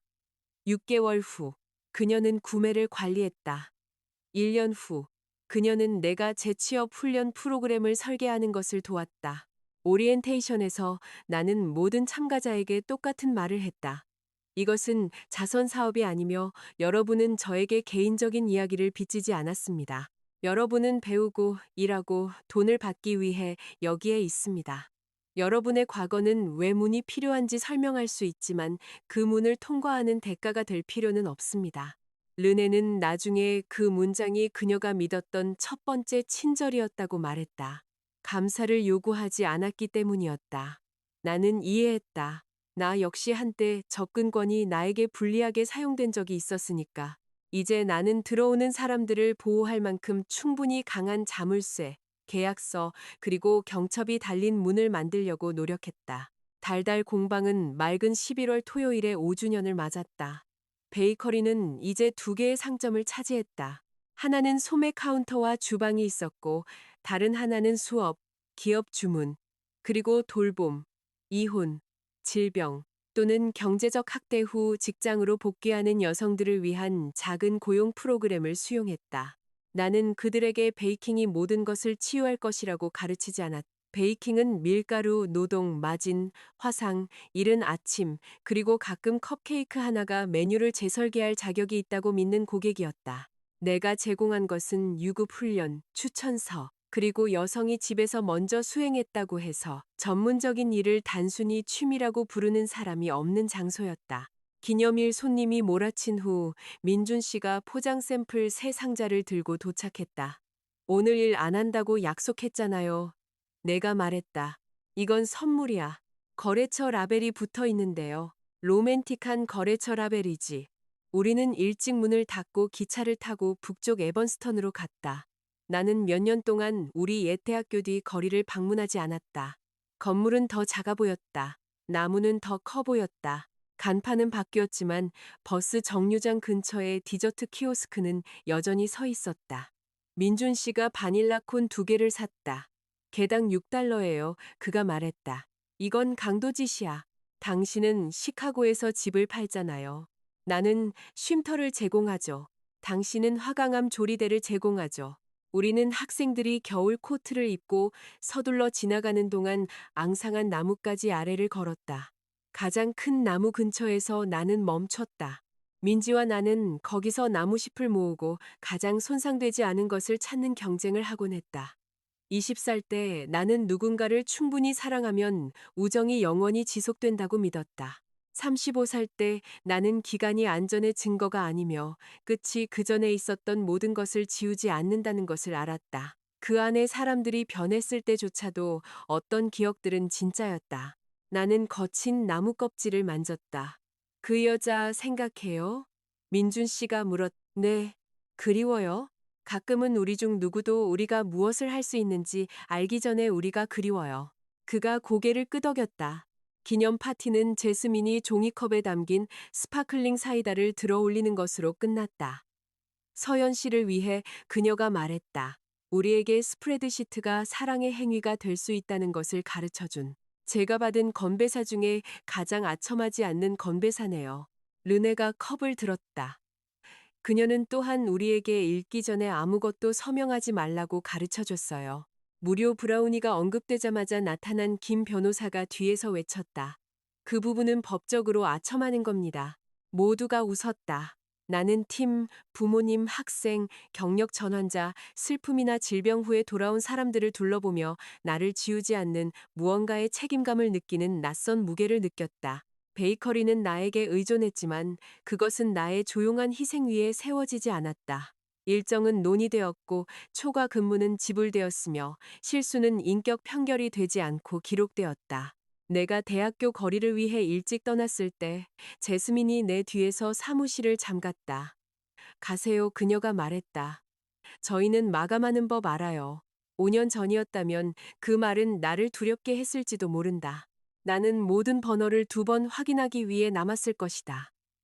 이제 나는 그녀에게 열쇠를 건네고 걸어갔다.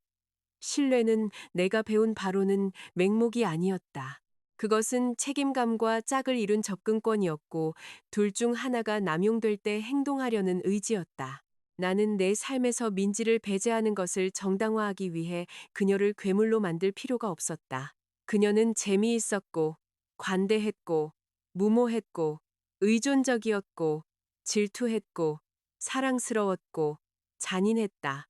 인간은 우리를 아프게 했다고 해서 좀처럼 단순해지지 않는다. 하지만 경계선은 단순할 수 있었다. 연락 금지, 접근 금지. 역사가 노크한다고 해서 더 이상 열리는 문은 없다. 우리는 아이스크림을 다 먹고 기차역으로 향했다. 입구에서 민준 씨가 벤치 옆에 멈춰서서 종이봉투를 들어 올렸다. 그게 뭐예요? 내가 물었다. 커스터드 타르트요. 아이스크림 먹으면서 커스터드 타르트를 들고 다녔다고요? 전 분산된 디저트 보유를 믿어요. 그 문장 때문에 우리 혼전 계약서가 필요했던 거예요. 그가 웃으며 내 손을 잡았다. 그날 밤 집에 돌아와서 창고에서 꺼낸 상자를 정리하다가 오래된 사진 한 장을 발견했다. 18살의 민지와 내가 기숙사 방에 서서 서로 팔짱을 끼고 둘 다 끔찍한 대학교 스웨트셔츠를 입고 있었다. 뒷면에는 그녀가 이렇게 썼다. 지금은 룸메이트, 영원히 가족. 나는 오랫동안 그것을 보았다. 그러고 나서 나는 그것을 평범한 봉투에 넣어 다른 대학 사진들과 함께 보관했다. 태우지도 않았고 전시하지도 않았다. 그것은 과거에 속했고 과거는 그 권위를 잃기 위해 파괴될 필요가 없었다. 부엌에서 민준 씨가 외쳤다. 마지막 타르트 먹을래요? 네. 망설이는데요. 제가 그걸 지켜야 할지도 몰라요. 나는 걸어 들어가 그의 손에서 그것을 빼앗았다. 내 집이에요. 내가 말했다. 내 타르트고요. 우리 집. 그가 정정했다. 나는 우리가 함께 선택한 부엌을 둘러보았다. 남는 방에 있는 2개의 별도 책상. 공과금 청구서에 있는 2개의 이름. 집안일을 나열한 화이트보드. 그의 자동차 열쇠 옆에 있는 내 베이커리 열쇠. 어떤 열쇠고리도 다른 하나를 인질로 잡지 않았다. 우리 집, 내가 동의했다. 그래도 내 타르트. 그가 내 이마에 키스했다. 몇 년 전 새벽 2시 17분 나는 내 침실 문을 열고 두 사람이 내 실내를 그들이 사용할 수 있는 빈 방처럼 취급하는 것을 발견했다. 나는 그 발견이 내 인생을 파괴했다고 믿었다. 그렇지 않았다. 그것은 구조가 이미 실패하고 있음을 보여주었다. 그것이 나를 덮치기 전에 걸어 나온 것은 나 자신이었다. 타르트는 따뜻했고 부엌 불빛은 부드러웠으며 내일의 주문 목록이 카운터 위에서 기다리고 있었다. 내 인생은 완벽하지 않았다. 그것은 나의 것이었다.